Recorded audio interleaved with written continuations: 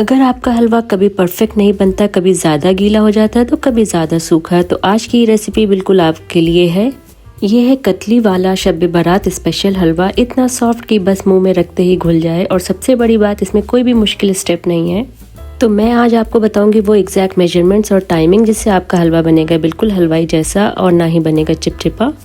Hello everyone, अस्सलाम वालेकुम। मैं हूँ लुबना। मैं आपके साथ शेयर कर रही हूँ शब बारात स्पेशल हलवा। तो चलिए इसे बनाना स्टार्ट करते हैं। सबसे पहले हम हलवे के लिए चाशनी बना के तैयार कर लेते हैं, जिसके लिए हमें चाहिए है एक बड़ा गिलास पानी।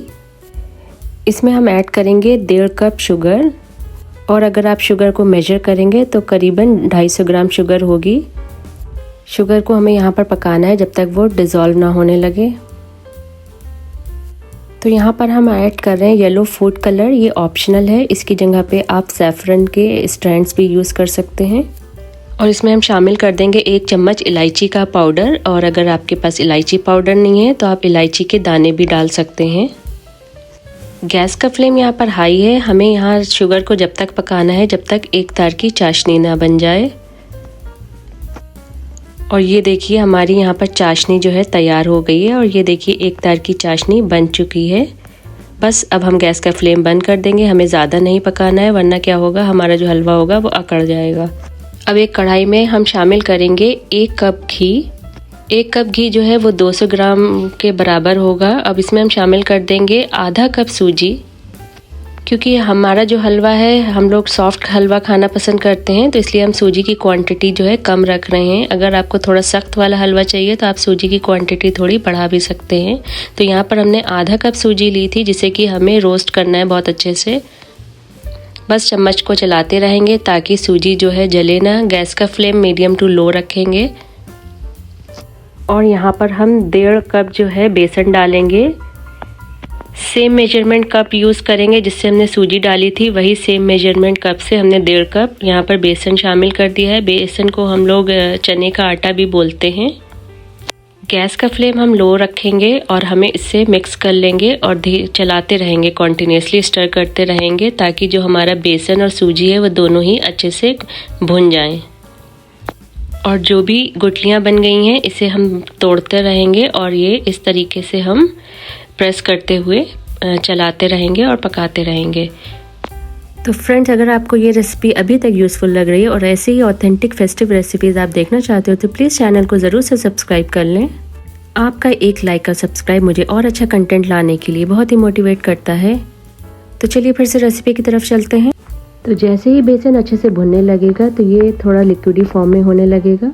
तो बेसन ऑलमोस्ट यहाँ पर डन हो चुका है।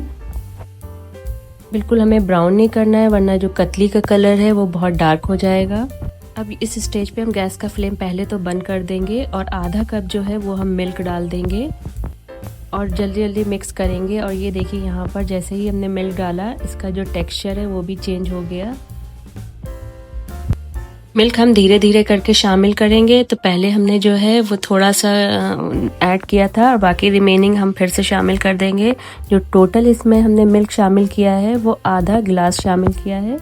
इसे गैस का फ्लेम यहाँ पर हमने बंद ही रखा है, क्योंकि वो बहुत ही जल्दी से पकने लगता है।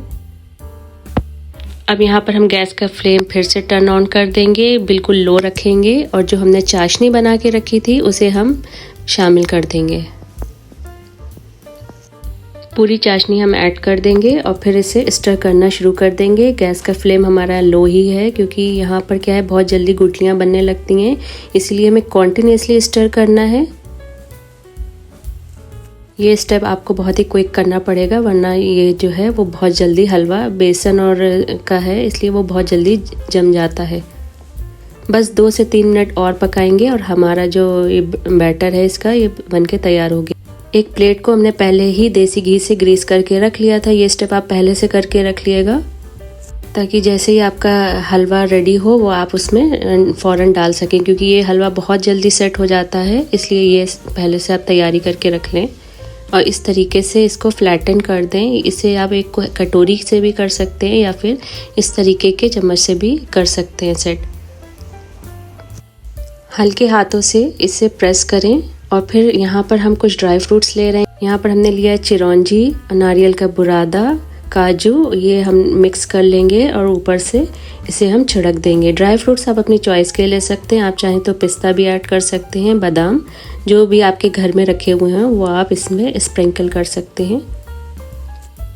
इवनली ये जो मिक्स ड्राई फ्रूट्स हैं उसे हम स्प्रिंकल कर लेंगे।